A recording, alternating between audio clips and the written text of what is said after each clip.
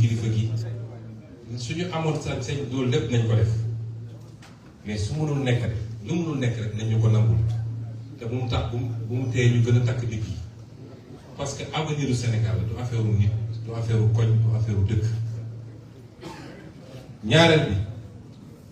mooy dama bëgg nit ñi bu ñu waxati sax lu jëm ci Macky Sall on se trompe de combat. Macky Sall keroog bi mu ne man dootu nekkatuma candidat dañu pare moom du suñu adversaire waaye am na lu gën a garaaw fuuf mooy candidat wu Macky Sall Amadou Ba bu yàlla ñàkkee bëgg Sénégal dëgg rek na ko jox Amadou wallaahi yéen xam leen Amadou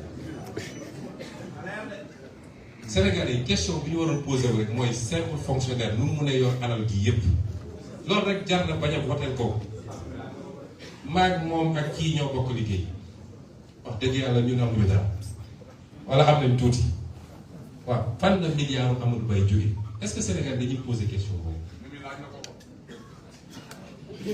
kon loolu rek doy na ñu ne kii warul mën a nekk président réew. Vous savez, man bëgguma ñu dugg ci débat de personne dégg naa ñi naan dëkk sàngam la jógee du Sénégalais déedéet Sénégalais la fii la juddoo jàngee fi am nationalité def fi toute sa classe du Sénégalais la gënuma koo nekk Sénégalais tey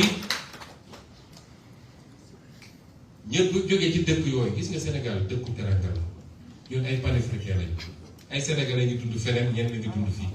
ku ñëw jaar fi mu war a jaar am kayitam Sénégal la ñun ñëpp bu ñu stigmatiser kenn bu ñu stigmatiser kenn loolu baaxul suñuy natt nañu wax kii est-ce que ay loxoom set na est-ce que bëgg na réew mi est-ce que am na compétence yi leen nag première question bi tontu naa ci ba noppi ñaareel mooy bis bu ñu ko joxee réew mi dénk nañu réew mi waa bitim réew xam nga ci samay série vidéo yi ma defoon am na yenn ñaar yu waroon génn waaye jaratu ko benn bi ci moom laa ko defoon ñi ko gis nañ ko benn bi ci moom laa ko defoon spécialement mu ngi wër nag di wax yor na meñam di wax nee na ñu ngi lay attaqué bukki nag bu yobee waxambaana Amadou Ba mënu ñoo yàpp de ndax dañoo bokk di liggéey yàgg naa jël lu mu warul jël mën a ko tegal ci suuf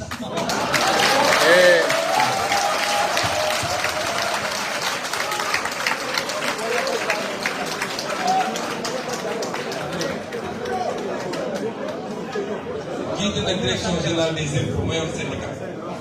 yàgg naa laal lu mu warul laal man vérifié naa entreprise bi ñu ko ay milliards mu laal ko bu ko wàññi ma ne ko boo ko laal yi ma diggaale ko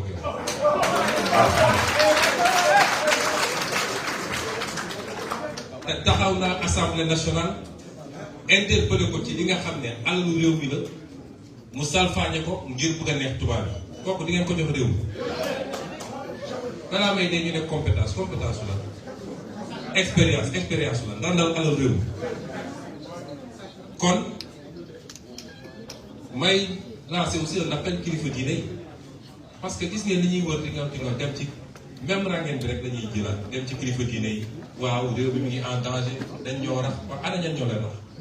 ñun ñi neewoon ñun ñoo leen rax ñoom ñoo jékki-jékki mu mel ni xal bu nekk seen loxo ñu sànni ñu ci biti ak terroriste yi nga ko génne nii ana ñan ñooñu la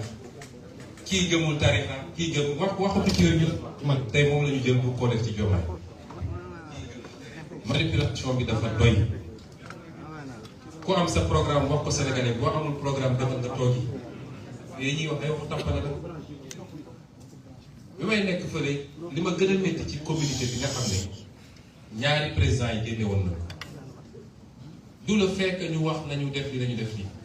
mais le fait que ñu dugal leen ci débat boobu naan y a des gens qui manipulent les jeunes Sénégalais yu ne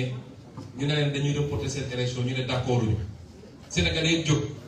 Sénégalais yooyu jógoon contre Abdou Diouf ci jamonoom jógoon contre Abdoulaye ci jamonoom nga ne ñooñu dafa am ñu ne seen gannaaw di leen financer ay terrorisme ak yooyu nañu respecter Sénégalais yi j'ai beaucoup de respect pour ces anciens présidents mais waruñu leen dugal sax ci yéen il faut ñu respecter peuple sénégalais bi dafa mature egg fi mu war a egg xam li mu war a xam.